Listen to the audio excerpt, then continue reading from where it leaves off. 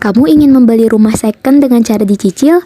Apa yang harus dilakukan agar kamu mempunyai pegangan yang kuat di mata hukum agar tidak terjadi hal yang tidak diinginkan di kemudian hari?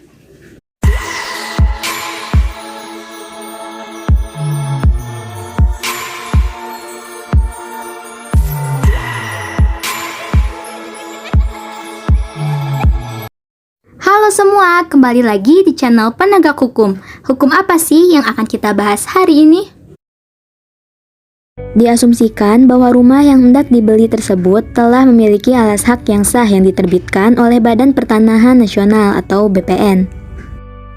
Selanjutnya, sebelum melakukan proses jual beli rumah, ada beberapa hal yang harus dilakukan dan perhatikan, yaitu memperoleh informasi yang benar, jujur, dan akurat mengenai rumah yang akan dibeli dengan cara memastikan dokumen kepemilikan rumah tersebut adalah asli dan sesuai dengan objeknya.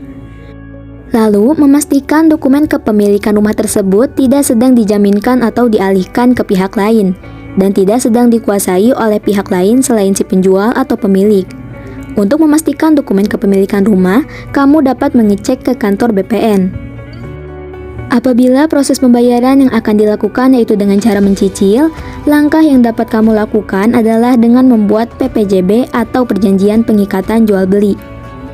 Dalam praktik, isi PPJB merupakan kesepakatan penjual untuk mengikatkan diri akan menjual kepada pembeli dengan disertai pemberian tanda jadi atau uang muka berdasarkan kesepakatan.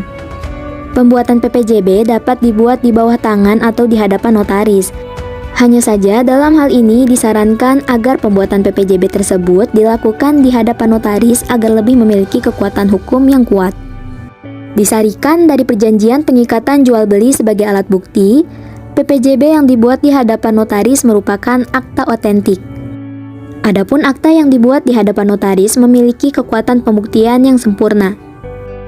Tetapi, PPJB baik yang dibuat di bawah tangan atau di hadapan notaris, keduanya tetap mengikat para pihak secara sah selama dibuat dengan memenuhi syarat sah perjanjian dalam pasal 1320 Kitab Undang-Undang Hukum Perdata, yang berbunyi, supaya terjadi persetujuan yang sah, perlu dipenuhi 4 syarat.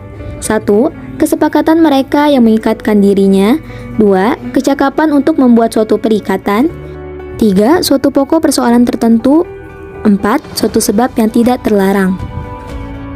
Dengan dipenuhinya syarat-syarat sahnya suatu perjanjian di atas, maka konsekuensi hukumnya adalah perjanjian tersebut sah dan mengikat para pihak serta berlaku sebagai undang-undang bagi para pihak yang membuatnya sebagaimana diatur pasal 1338 KUH Perdata.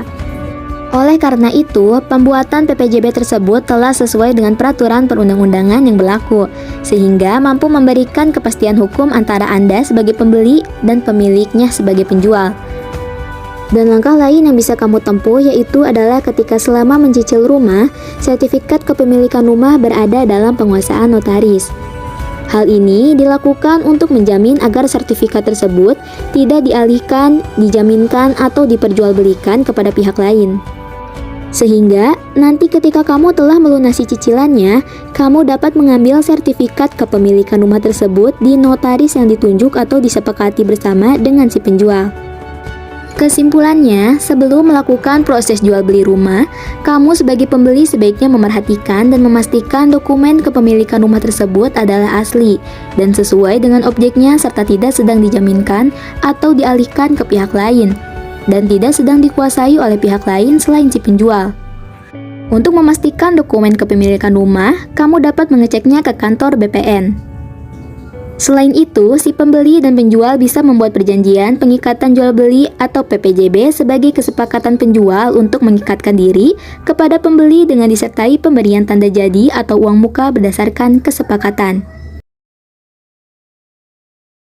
Demikian pembahasan kita hari ini, semoga bermanfaat ya. Jangan lupa buat subscribe channel ini ya dan nyalain loncengnya agar kamu tidak ketinggalan info menarik lainnya dari channel ini. Terima kasih, sampai jumpa lagi di video berikutnya.